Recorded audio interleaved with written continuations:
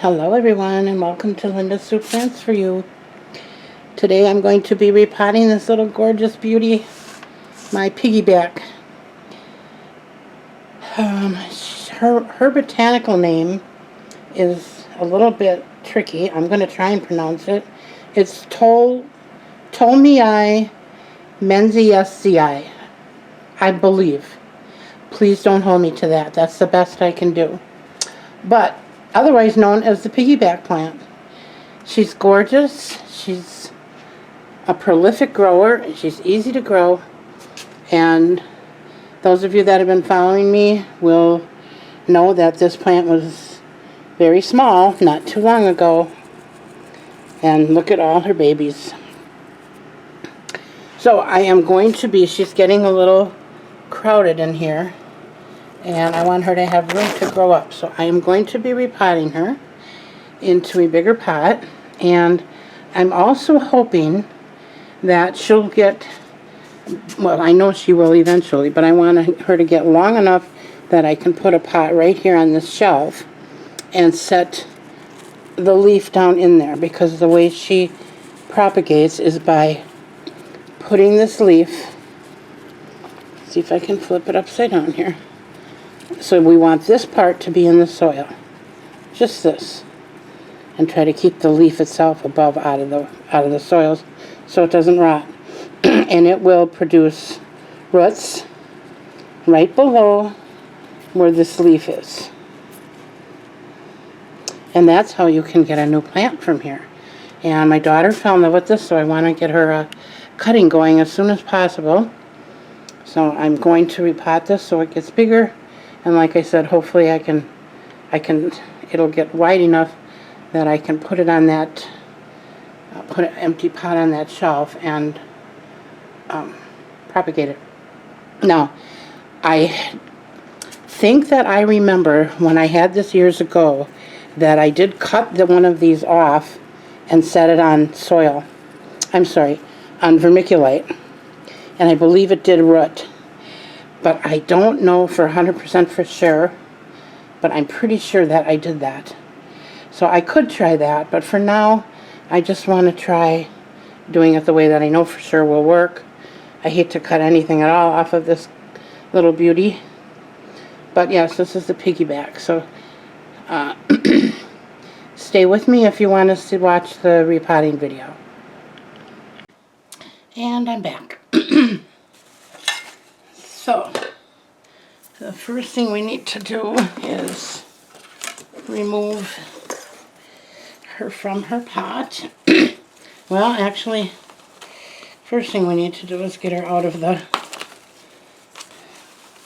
get the hook off. These can be challenging because they all have a different kind of quirky way of going on and off, but okay, that was easy enough. And then I'm going to be using this pot for another plant that I have, and I will be doing my feature on that one in the very near future, hopefully. I'm going to squeeze this because she hasn't been in here that long, so I don't think I need to use the trusty spatula. And I'm actually going to reuse this dirt. And those of you who know me know that I don't do that too often.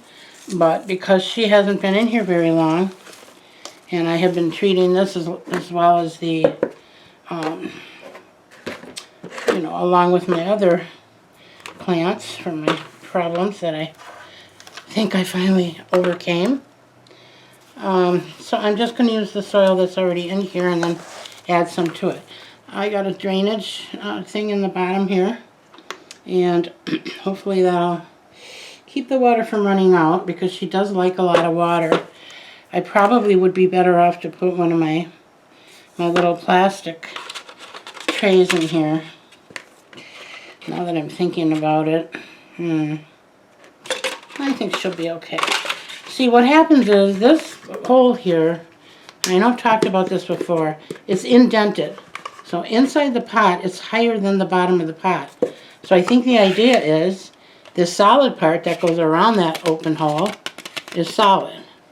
So any water that goes through is going to go down in the lower part of this pot. So it should be okay as long as I don't overwater, put too much water in there, and we're gonna just go with that. I'll put a little fresh soil in here, and this is Happy Frog, or gosh, it's either Happy Frog or Leapfrog. I think it's Happy Frog, and I might have called it Leapfrog in the last video. My memory is not very good, so I apologize for that, but oh yeah, she's coming right out.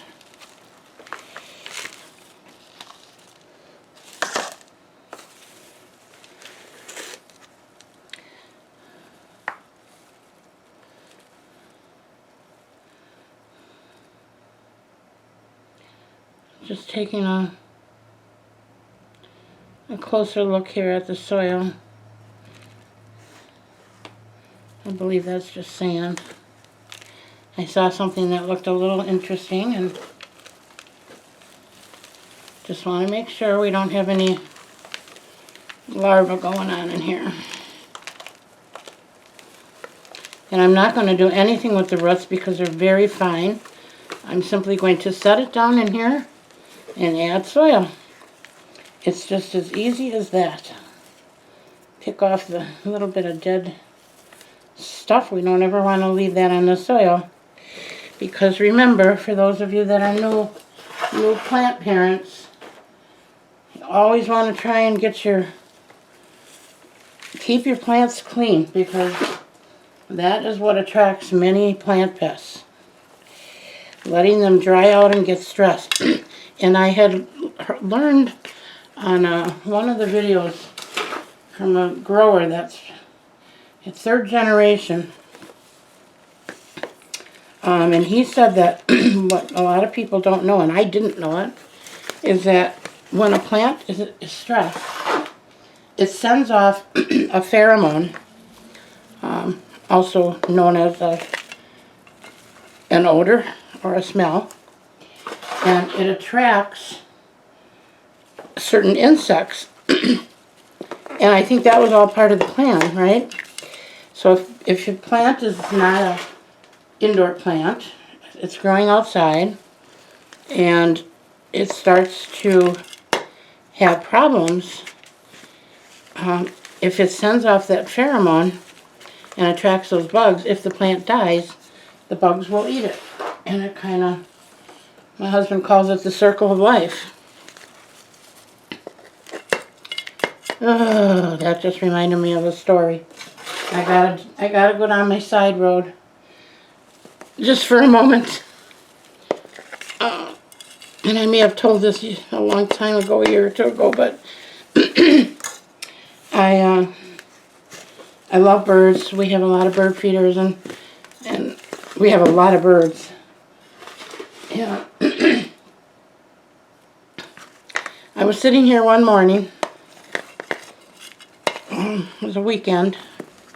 We were having our coffee, and we were looking out our window at the birds, eating at the bird feeders. And all of a sudden, I saw this very fast and large shadow over the bird feeder.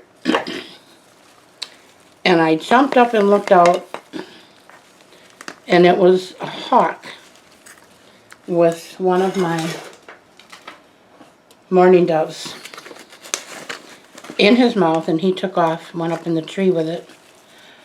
I actually came very close to crying. I think I even did a little bit. I was so upset. So upset. And how silly, because, you know, but yeah, it was devastating to me. Partly because I know that, at least I've heard that doves mate for life.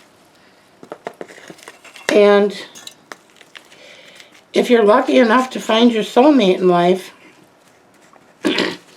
you would understand how devastating that would be if you lost that other half of you. And I was so sad. And the way it happened was so fast. And all that poor dove was trying to do was eat breakfast. And my husband, he didn't say much. Excuse me. He was quiet for a minute, and then he said, well, you know, that's the circle of life. Just going to have to get over it. Yeah.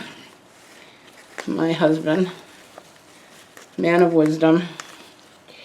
Anyway, that's my side story. I was so sad, and, you know, every time I see a dove. Oh, and by the way, the mate of that dove kept coming back. So that poor dove was all alone for that whole season and the next season. It was still that lowly old dove. And then the season after that, we had, I think, 6 doves that came on a regular basis. And the 7th one was still the one from that devastating act, I call it. But yeah, that was sad. Very sad for me. So anyway, that's my story. Okay, let's put the hooks back in here. I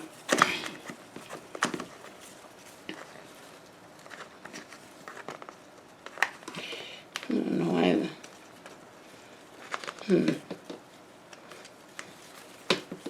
These hooks don't want to fit. They look like they were really stretched out. That's not good, because if they open up when I hang this up, it's going to drop to the floor. Hopefully that won't happen.